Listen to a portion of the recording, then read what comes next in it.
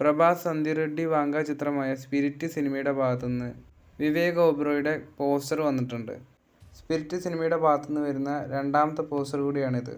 ഈ ഒരു സിനിമയിൽ വിവേക് ഒബ്റോയ് വില്ലൻ ക്യാരക്ടറാണ് ചെയ്യുന്നത്.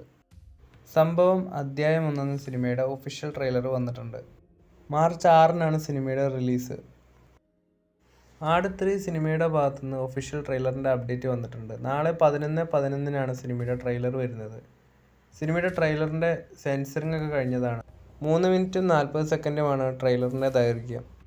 ഇന്ന് വന്ന ഈ ഒരു പോസ്റ്ററിൻ്റെ ടൈറ്റിൽ നമ്മൾ സൂക്ഷിച്ച് നോക്കുമ്പോൾ ആട് 3 പാർട്ട് 1 എന്നാണ് എഴുതിയിരിക്കുന്നത്. അതായത് ആട് 3 സിനിമയ്ക്ക് ഇനിയും തുടർഭാഗങ്ങൾ ഉണ്ടാവാൻ ചാൻസ് ഉണ്ട്.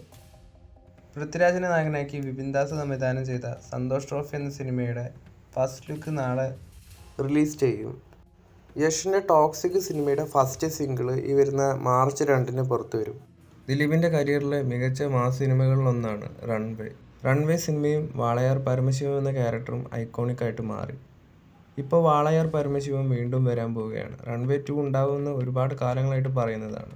ജോഷി തന്നെയാണ് ഈ ഒരു സിനിമ ഡയറക്റ്റ് ചെയ്യുന്നത്. റൺവേ സിനിമയ്ക്ക് നേരത്തെ സ്ക്രിപ്റ്റ് എഴുതിയത് CBK തോമസും ഉദയകൃഷ്ണയും ചേർന്നായിരുന്നു.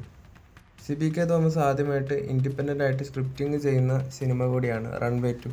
റൺവേ 2ൻ്റെ ഒഫീഷ്യൽ അനൗൺസ്മെൻറ്റ് വരുന്ന മാസങ്ങളിൽ ഉണ്ടാകുമെന്നാണ് പറയുന്നത്. അതുപോലെ ഈ വർഷം തന്നെ ഈ ഒരു സിനിമയുടെ ചിത്രീകരണവും തുടങ്ങും.